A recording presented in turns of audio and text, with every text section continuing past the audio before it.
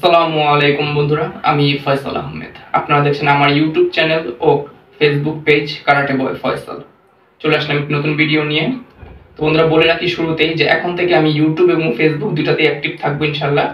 আপনারা চাইলে আমাকে ফেসবুকেও ফলো করতে পারেন এবং চ্যানেলটিও সাবস্ক্রাইব করতে পারেন।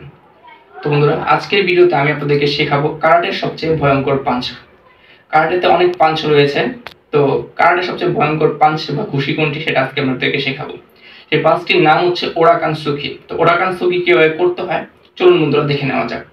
সর্বপ্রথম আপনাকে ফাইটিং স্টান্সে আসতে হবে। ফাইটিং স্টান্স কোনটি আমরা কম বেশি সবাই জানি, যারা আমার ইউটিউব চ্যানেলে নিয়মিত ভিডিও দেখেন সবাই বলতে পারেন যে ফাইটিং স্টান্সটা কিরকম। ফাইটিং স্টান্স মানে হচ্ছে মারামারির পজিশন, এটা বাধ্যতামূলক।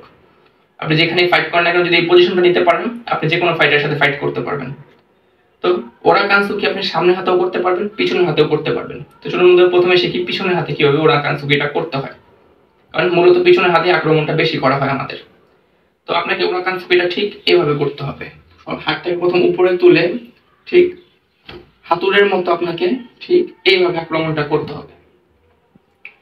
এইভাবে আপনাকে আবার দেখিয়ে দিই। এই যে দেখুন, এখানে আপনার পজিশনটা আছে, হাতটা সর্বপ্রথম উপরে তুলবেন। এভাবে তোলার পর এই যে আপনার এই অংশটুকু আছে, এই অংশটুকু দিয়ে ঠিক এই বরাবর আপনাকে আক্রমণটা করতে হবে। আর এই আক্রমণটা হবে ঠিক নাকের এই উপরে হাড়ে।